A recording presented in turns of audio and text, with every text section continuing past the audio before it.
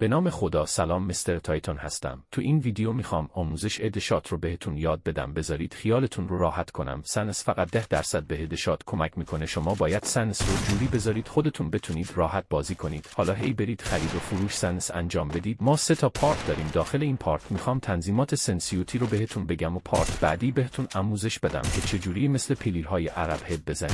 خب وارد تنظیمات بخش سنسیوتی میشید. گزینه بالا جنرال مربوط به سرعت بازیتونه که هر جور راحتی تنظیم کنید.